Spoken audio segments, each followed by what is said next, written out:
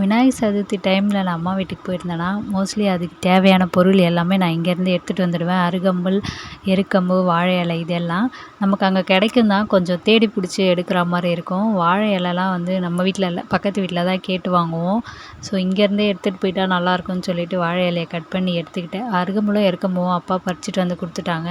Mostly அம்மா வீட்டிலேருந்து ஒரு சில விஷயம் தான் எடுத்துகிட்டு வருவேன். எல்லாத்தையும் நான் எடுத்துகிட்டு வர மாட்டேன். இந்த கீரை ஐட்டம்லாம் நல்லா அவாய்ட் பண்ணிவிடுவேன். சுண்டக்காய், பாவக்காய், அதுக்கப்புறம் எண்ணெய் இந்த மாதிரி ஐட்டம்லாம் அவாய்ட் பண்ணிவிடுவேன்.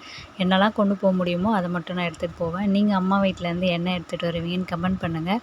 காசிக்கு போயிட்டு அப்பா இன்றைக்கி விடிகாலை 3 மணிக்கு தான் வந்திருந்தாங்க. காசு தீர்த்தம், அதுக்கப்புறம் விபூதி, குங்குமம் இதெல்லாம் கொடுத்தாங்க. அது எல்லாத்தையும் பேக் பண்ணிவிட்டு வீட்டுக்கு வந்து ஒரு 5 மணி போல் வந்தேன். அதுக்கப்புறம் விநாயகர் சதுர்த்திக்கான சின்ன சின்ன வேலை தான் இருந்துச்சு. பாதி வேலை வந்து அத்தை முடிச்சுட்டாங்க. டிஃபன் மட்டும் நான் பண்ணிட்டேன். இந்த சாரீ ஆல்ரெடி நான் வாங்கி வச்சுருந்தேன் அம்மா வீட்டில். ரொம்ப நாளாக எடுத்துகிட்டு வரணும்னு நினச்சேன். இன்றைக்கி தான் டைம் கிடைக்குது. சாரீ எப்படி இருக்குன்னு கமெண்ட் பண்ணுங்கள்.